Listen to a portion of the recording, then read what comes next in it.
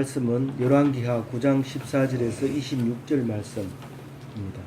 14절 이에 nim시의 손자 여호사밧의 아들 예후가 요람을 배반하였으니 곧 요람이 온 이스라엘과 더불어 아람의 왕 하사엘과 맞서서 길르앗 라못을 지키다가 오늘 읽은 말씀은 이제 한 왕조, 북이스라엘의 왕조가 왕조 이러면은 아들에게 물려준 걸 한 왕조라고 그러고 지금 4대 왕 사왕조 9대 왕이 이름이 요람이에요. 북이스라엘 북쪽은 이스라엘이고 남쪽은 유다고 이래요.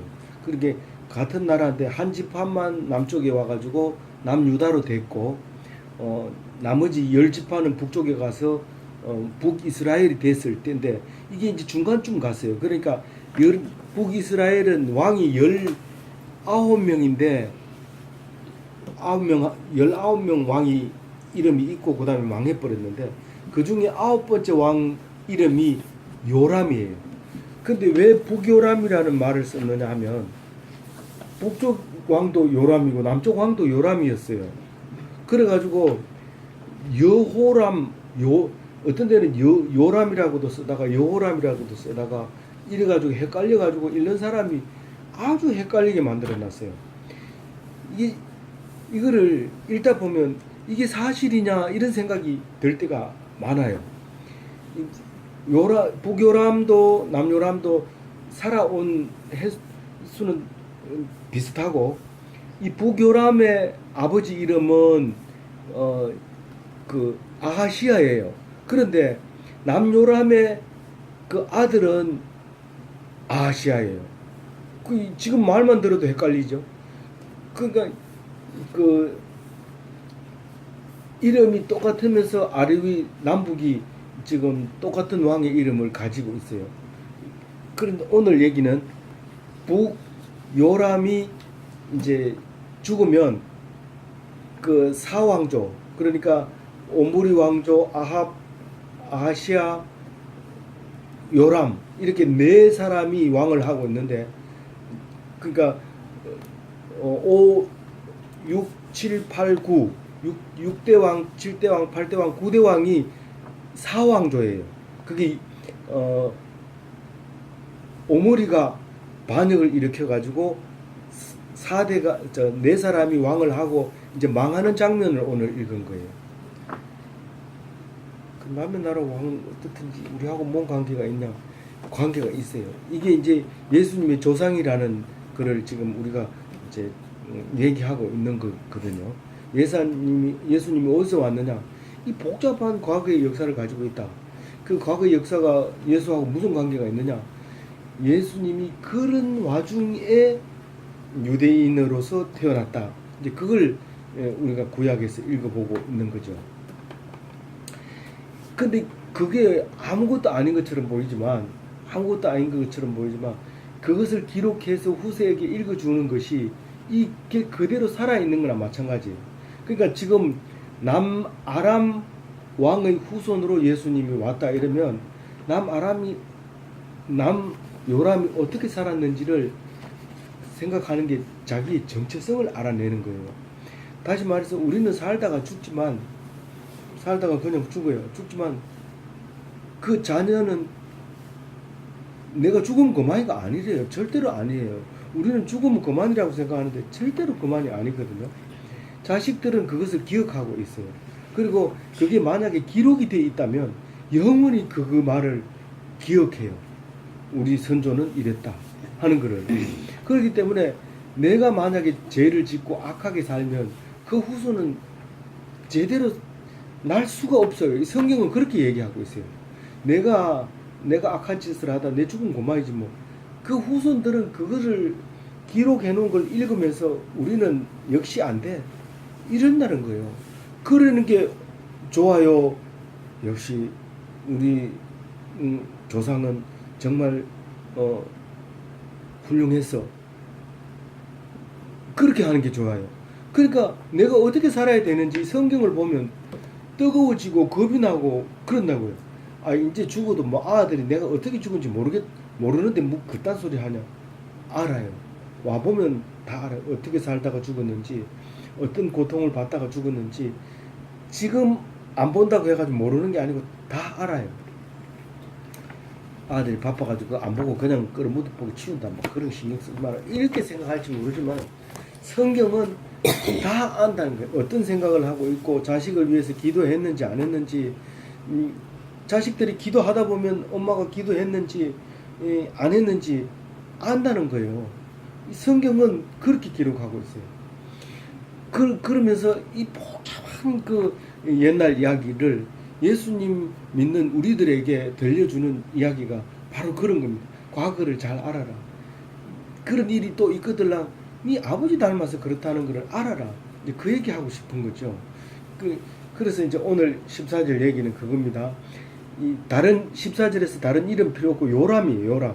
북에도 요람 왕이 있고 남쪽에도 요람 왕이 있는데 북요람은 아하시아의 아들 요람이고 남쪽은 요람의 아들 아하시아고 이제 그 북요람하고 남요람하고 아하시아하고 이름 세 사람이 나와요. 지금 오늘 세 사람이 나오는데 14절에 보면 요람이 이제 그 마지막으로 누구한테 죽느냐 하면 예후에게 이제 배반을 당해서 죽어요. 비슷한데 남쪽 왕이나 북쪽 왕이나 비슷한데 북쪽 왕은 전부 계속 배반한 얘기를 기록을 하고 있어요. 남쪽 왕은 뭐 남쪽 왕도 북쪽보다 결코 좋지는 않는데 항상 성경은 그 아들이 이렇게 족보를 적어가요. 그러니까 반역이 없어요. 반역이 없고 다만 섭정은 있어요. 아버지가 아들하고 같이 정치를 하다가 아버지 죽어서 아들 혼자 하다가 이런 거는 여러 번 있지만 반역은 없어요. 그게 무슨 말이냐면 우리는 이 집이나 저 집이나 똑같이 살아요. 누가 봐도 이 집이나 저 집이나 똑같이 살지만 이 집에 대해서 기록할 때는 하나님에 대해서 기록하고 저 집에 대해서는 못된 것만 기록을 하면 어떻게 되겠어요? 그 자식들이 뻔하게 그걸 보고 안 되는 거예요. 이 이스라엘 백성은요 2000년 뒤에 성경을 보고 그 나라를 그대로 찾는데 4번 전쟁해서 지금 이스라엘을 찾아내는 거예요.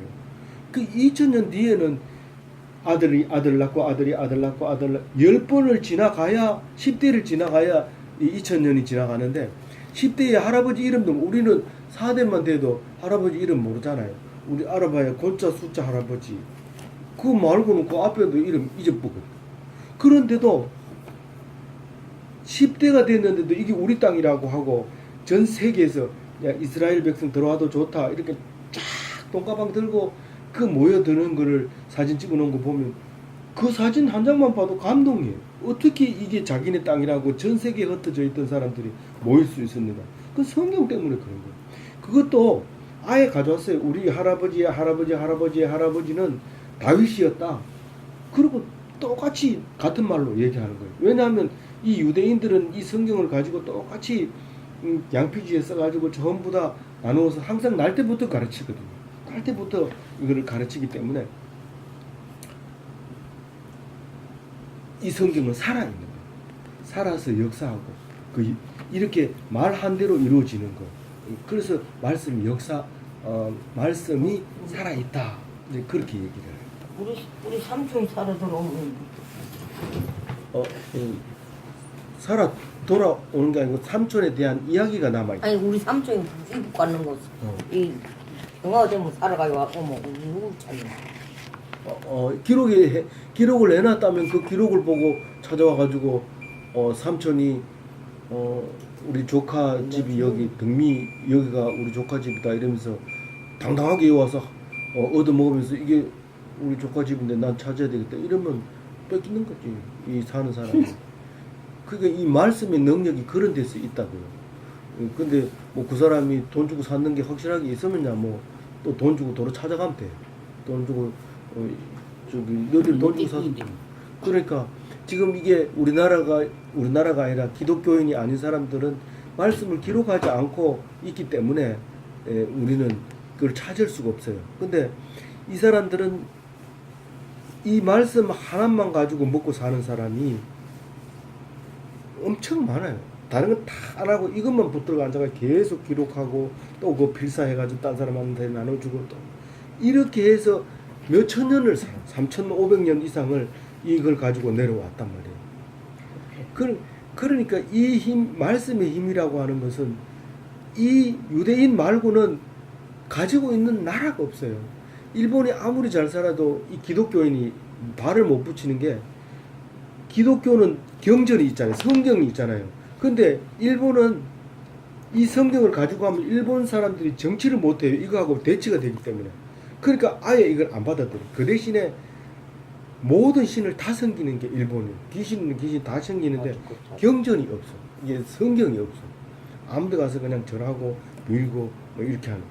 근데 이 성경이 있는 이 유대인들은 빌고 뭐 비는 거 이런 거 없어요. 그리고 뭐 복채 주는 거 이런 거 없어요. 오직 말씀이에요. 성경에 써놓은 것은 그것을 읽고 또 자식에게 가르쳐주고 그러면 나는 선조와 자식 사이에 잠시 있다가 가는 거지만 그 사이에 연결 고립만 해주는데 내가 죄만 안 지으면 연결이 되는 거예요. 근데 내가 죄를 지어가지고 오늘 여기 아들 그 요람에게 악한 것을 물려줘 버리면 또한 이게 이제 망하게 되는 장면이 오늘 나오잖아요. 이렇게 망하게 되는 거예요. 그래서 네가 가장 잘한 게 뭐냐? 죄 안 지었다. 그거예요. 근데 죄를 사실 지었는데 어떻게 해요? 그 죄는 예수님으로 인해서 다 지워진다. 그 얘기를 지금 하고 싶어서 이걸 말하고 있는 거예요. 그래서 예후가 요람을 배반했다고 14절에 나오죠. 요람이 이제 어떻게 죽게 되느냐 하면 그 아람 왕 하사엘과 싸우고 있어요. 이게 말하자면 우리하고 일본하고 싸우는 거는 마찬가지예요. 우리가 지금 미국하고 안 싸우고 저기 그 뭐 사우디아라비아하고 안 싸우고 바로 옆에 나라하고 싸우잖아요. 그래서 싸우고 있다가 왕은 안 나가도 돼요. 사실은 왕은 나가서 총 들고 싸운다든가 이러면 안 돼요. 그리고 집 주인은 나가서 일을 해도 안 돼요.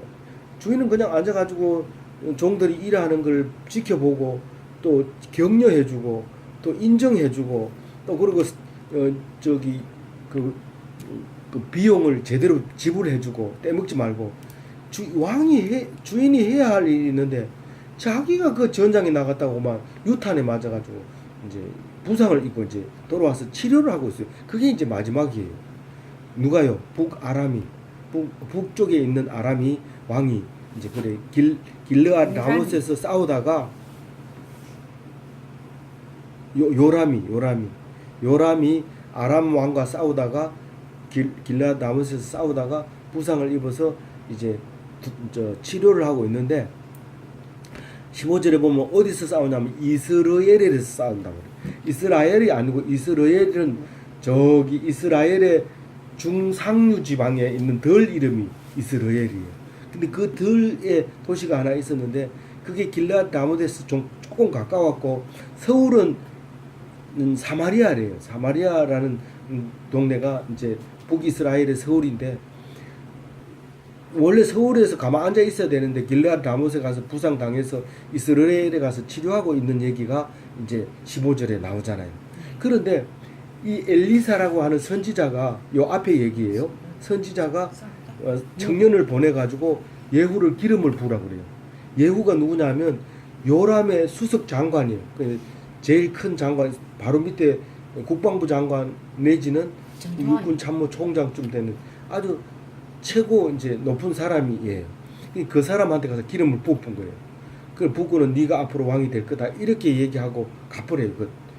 저기 엘리사가 보낸 청년의 기름을 예후에게 붓고 갚으래요. 그럼 예후가 깜짝 놀래가지고 내가 했는데 하나님이 너에게 기름을 부으라 했다. 그래 정신을 바짝 차리고 예후가 이제 전장에서 길르앗 라못에서 이제 이스라엘 병 치료하고 있는 요람을 찾아 가는 장면이 15절이에요. 예후가 이렇게 얘기합니다. 15절에 빨간 글씨인데 너희 뜻에 합당하거든 한 사람이라도 이 성에서 도망하여 이스라엘에 알리려 가지 못하게 하라. 지금 완전히 이제 입단속을 하는 거예요. 이제 그 1급 비밀을 선포하는 거예요. 그러니까 길르앗 라못에 있는 백성들이나 사람이나 모두 여기서부터 이제 떠나면 안 된다. 그대로 있으라. 움직이지 말고.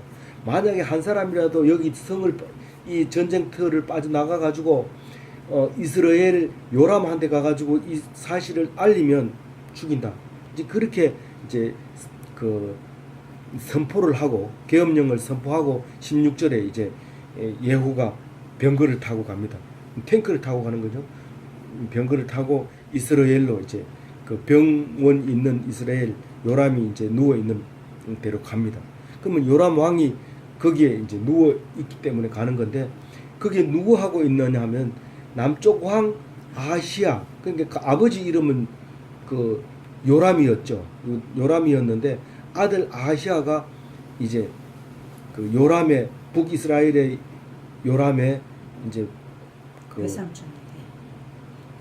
그렇죠. 외삼촌이죠. 외삼촌 그 저기 병문안을 간 거예요. 남쪽 왕이 원래는 둘이 앙숙이라서 절대 교환이 없었는데 그 아들을 이쪽에 그 딸을 남쪽 그 아하시아 아버지 요람에게 시집을 보내는 바람에 그만에 아하시아 엄마가 그 북이스라엘 요람이 그 외삼촌이 돼버린 거예요. 그래가지고 외삼촌 병문안 갔어요. 이제 둘 다 죽는 거예요. 이 아시아가 죽는 거는 내일 이야기인데 요람이 죽는 장면은 오늘 나오죠. 그래서 17절에 보면 이스라엘에는 이제 망대가 이렇게 높이 성에 망대가 있고 거기에 망대에 지키는 사람 뭐 이름을 바스꾼이라고 해요. 그 바스꾼은 그 시력 검사를 해가지고 청년 중에서 눈이 가장 밝은 사람을 파수꾼으로 세웁니다. 지금은 쌍안경이 있기 때문에 안경 써도 파수꾼을 할 수 있지만 그때 당시에는 맨눈으로 봐야 되기 때문에 아주 높이 세우고 멀리서 말 타고 오는 혹은 걸어오는 사람들이 보일 수 있도록 망대를 만들어 놓습니다. 가운데에다 딱 세워놓고 그래서 거기서 딱 내다보고 있는데 예후가 이제 길르앗 라못에서 전장에서 이제 말하고 병거하고 군사들하고 졸개들 데리고 이제 막 달려가지고 이제 어디로 와요? 요람 있는 데로 이스라엘로 달려옵니다. 왜 달려와요? 이 혹시 내보다 빠른 애가 가가지고 말할까봐 이제 될 수 있는 대로 빨리 이제 신속하게 이제 달려갑니다. 달려가서 이제 그 예후가 요람을 죽일 거예요. 근데 이제 그 바수꾼이 그걸 먼저 보죠. 저 광야에서 막 먼지를 날리면서 날라오니까 한 무리가 오는데요. 그렇게 소리 지릅니다. 그러면 요람이 병석에 누워 있다가 한 사람을 보내서 평안인지 물어봐라. 평안이냐 물으면 평안이다. 그러면은 한 사람이 도로 뛰어오면서 평안입니다. 그렇게 하면 그래 이제 맞을 준비를 해가지고 나가서 이제 맞아 오고 이러는 게 이제 보통 그 파수꾼이 하는 짓입니다. 근데 한 사람을 말을 타고 신나게 뛰어가서 평안인지 물어보라고 하니까 18절에 가가지고 왕의 말씀이 평안이 있냐 하시더이다 이러니까 예후가 막 신나게 달려오면서 야 평안이 니하고 무슨 상관이 있어? 내 뒤로 서. 내 뒤로 서라는 말은 네가 뒤돌아 서가지고 왕에게 달려가지 말고 내 뒤에 따라오라는 거야. 내 뒤에. 그러니까 체포한 거죠. 체포. 이제 그 첩보원이 오면은 그 정갈을 가는 사자가 오면 붙들어가지고 저 정갈을 못 보내도록 딱 자기가 이제 묶어 놓는 거죠. 내 뒤에 따라와라. 네가 무슨 상관이냐. 딱 그러면서 달리니까 파수꾼이 보니까 가가지고 안 돌아오는 거예요. 원래는 가가지고 딱 듣고 평안이다 이러면 되돌아와야 되는데 안 돌아오는 거예요. 그러면 알아봐야 되죠. 예후가. 근데 아직도 감각이 없어요. 아무 생각도 없이 또 보내라 이렇게 된 거예요. 또 달려가는 거다. 달려가서 평안이냐 이러니까 똑같이 평안이 네게 무슨 상관이 있냐. 내 니를 따르라. 19절에 두 사람은 파수꾼이 이제 점점 가까이 오는 그 무리를 보면서 그도 안 돌아옵니다 이러면서 하는 소리가 뭐라고 20절에 그도 그들에게까지 갔으나 돌아오지 아니하고 그 병거 모으는 것이 임시의 손자 예후가 모으는 것 같이 미치게 모나이다. 예후가 제일 국방부 장관인지 뭐 육군 참모총장인지 모르지만 제일 수장이 지금 하는 행동을 보면 아나 무인격으로 막 누구도 뭐 그거 없이 그냥 미치광이처럼 쏜살같이 뛰어오고 있다는 것을 얘기합니다.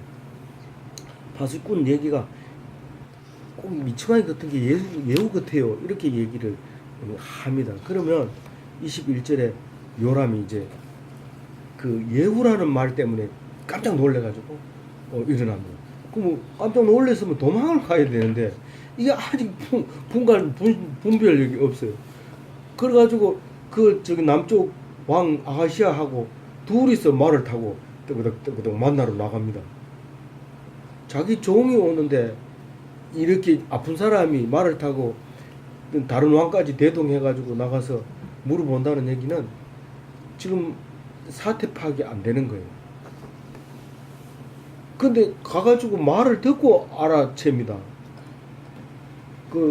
21절에 요람이 메우라 이제 만장에 말을 안장에다가 안장을 얹고 병거를 딱 이제 메우면 그 이스라엘 왕 요람과 유다 왕 아하시아 둘이서 각각 그 병거를 타고 마차 2대가 예후가 신나게 달려오고 먼지를 날리는데 그 앞으로 나갑니다. 그래 나갔는데 그 자리가 이제 땅이 나봇의 토지에서 만나게 됐다고 얘기를 하고 있어요. 성경은 이거 완전히 드라마나 마찬가지예요. 그 나봇의 토지가 그 옆에 있었는데 이 나봇의 토지가 누구냐면 나봇이라는 사람의 땅 임자가 그 나봇이었어요. 근데 이 이스라엘이 어디냐면 이 요람 왕의 별장이었어요.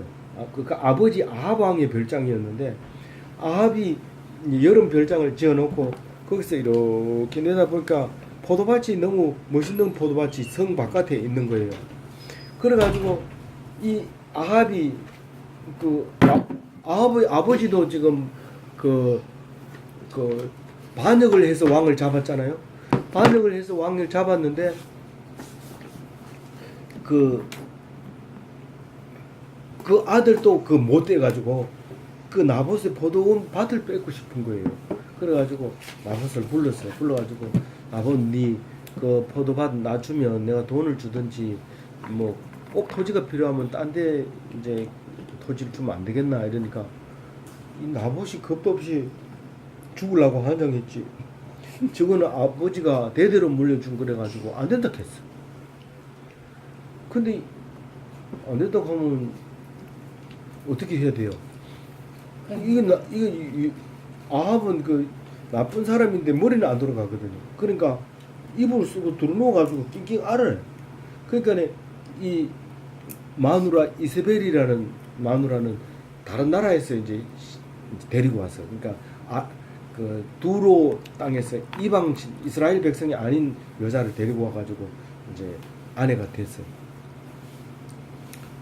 그 아들이 이제 요람이죠. 근데 아주 못됐어요. 그 이세벨은 못돼가지고 국리를 해냈어. 어떻게 하면 저거 밭을 뺐나 싶어갖고 나봇을 오라 해가지고는 딴 사람 그 종 2사람한테 이제 돈을 주고 너는 이렇게 얘기해라 알았지? 그래가지고는 나봇이 떠와서 딱 앉으면 재판을 하는 거예요. 얘기해라. 나봇이 왕을 욕하고요 하나님을 욕했어요. 맞나? 맞습니다. 증인 2사람만 있으면 그 재판 끝이래. 돌로 쳐라. 그러고 들어가가지고 남편 아합 보고 왕이여 나봇이 죽었나이다. 이제 가서 취하소서.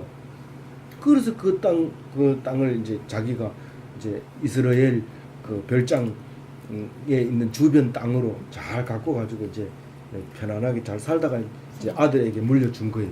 그 땅이에요. 근데 요람이 자기가 잘해야 되죠. 아버지는 그렇더라도. 근데 아버지하고 똑같이 지금 하는 짓이 그래요. 그래서 이제 이게 망하게 됐다고 성경은 말하고 있어요. 그 반 옆에서 딱 만나니까 이제 만났다고 얘기하면서 21절에 그렇게 얘기하면서 22절에 예후가 여전히 평안하냐 이렇게 물어보는 거예요. 그러니까 네 어머니 이세벨의 음행과 술수가 그렇게 많으니, 음행이라는 게 음란한 행위를 얘기하는데 이 다른 신을 섬기는 걸 그렇게 성경은 얘기해요. 간음했다 그러고 음행했다 그러고 이런데 다른 신을 섬기는 게 간음. 우리는 예수님하고 결혼한 신부거든요. 근데 부처님 앞에 가서 빌고 뭐 거기서 뭐 이렇게 저기 제 올리고 이러면 그걸 간음이라고 해요. 네가 예수님 믿기로 했으면 예수님만 믿어야지 왜 그거 가서 딴 데 가서 그러냐. 그게 좋냐? 그러면서 아이고 좋냐? 그럼 이게 하나님은 간음이다. 그렇게 이제 얘기를 하고 있는 거죠.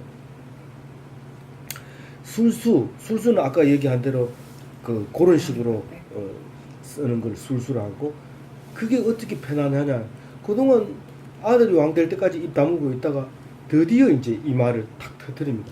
그러니까 이게 뭔 소리인지 그건 알아들었어요. 요람이 23절에 요람이 손을 들어서 말고 잡아당기 제치면은 말이 이잉 하면서 돌아서는데 아시아 보고 아시아요 반역입니다 이러고 이제 가르쳐주고 갑니다. 그 아시아는 이게 참 어리석은 사람이죠. 그 남의 왕 그 반역이 일어나는데 그거 따라가가지고 외삼촌이긴 하지만은 그래도 그거 따라가가지고 있다가 반역이라고 도망가니까 같이 따라갑니다.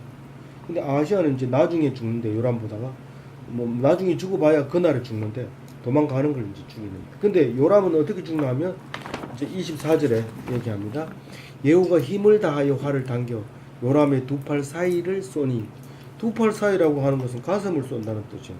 염통을 꿰뚫어서 염통을 여기는 뭐 저기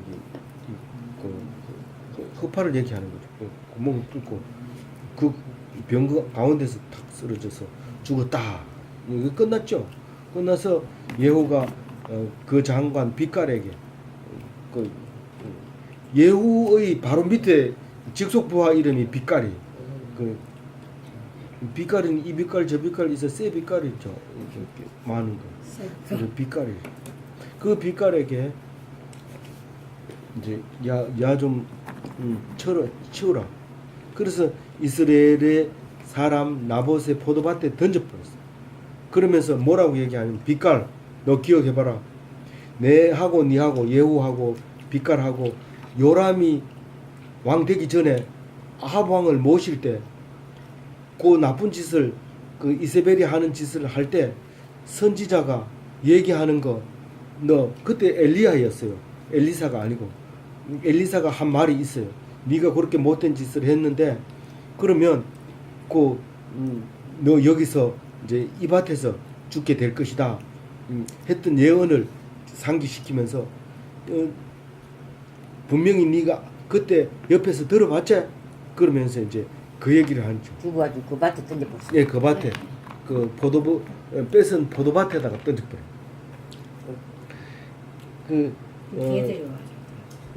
네가 기억하려니와 이전에 너와 내가 함께 타고 그의 아버지 아합을 쫓을 때는 종이 됐을 때 여호와께서 이같이 그의 일을 예언하셨느니라 알제 이렇게 얘기를 합니다. 그러면 여호와께서 말씀하시기를 내가 어제 나봇의 피와 그의 아들들의 피를 분명히 보았노라. 그 아들들도 다 죽여버렸어요. 그 나중에 후환이 두려워서 나봇의 아들까지 다 죽여버렸어요. 그래서 그 피를 이제 보았다고 하면서 하나님이 이 토지에서 갚으리라고 얘기한 것을 기억하지 않느냐. 그러니까 그 시체를 거기다가 밭에 던져라. 그렇게 얘기합니다. 오늘 이야기는 아주 짤막한 이야기지만 긴 이야기지만 짤막하게 내용은 그렇습니다. 이 속에서 우리는 아버지가 진 죄를 아들이 아들 대해서 갚은 걸로 느껴져요. 지금 방금 얘기한 게 아버지 죄만 얘기하잖아요, 그렇죠? 그렇기 때문에 아들이 죄를 아버지 죄를 지고 죽은 것처럼 보이지만 그게 아니라 자기 아들이 돌아서면 그런 걸 다 기억을 하지 않는다는 거예요. 그런데 그걸 안 돌아서고 아버지처럼 하니까 이렇게 됐다는 거예요. 그게 이제 다른 성경에도 그렇게 얘기하거든요. 그래서 우리가 아무리 죄가 많다 하더라도 예수님을 믿고 자기 죄를 씻으면 아버지 죄가 아무리 많더라도 너에게 묻지 않겠다는 거죠. 그 얘기를 하려고 하는 거예요. 예수님의 믿으면 모든 죄가 없어진다는 것을 말씀하려고 하는 거예요. 그래서 아멘. 우리는 뭐 죄를 씻기 위해서 뭐 양잿물을 살 필요도 없고 그 하이타이를 살 필요도 없고 우리는 오직 믿음 그 하나만 가지고 해야 우리는 비명 행사를 막을 수 있다. 그만하면 뭐 죄를 씻으려고 양념을 샀는 거 봤어. 그러니까 그 사도 안 돼요. 그러니까 우리는 오직 믿음으로 깨끗하게 죄를 씻고 뭐 죄 때문에 주눅 들거나 이렇게 하지 말고 죄는 없다. 죄 없는 사람하고 당당하게 나가서 뭐 할 얘기하고 그렇게 해야 된다. 나 그래. 그전에 목사님이 자꾸 우리 미국 사람 말하고 왜 한국 사람 한국을 믿음으로 큰 축복 받으시기 바랍니다. 안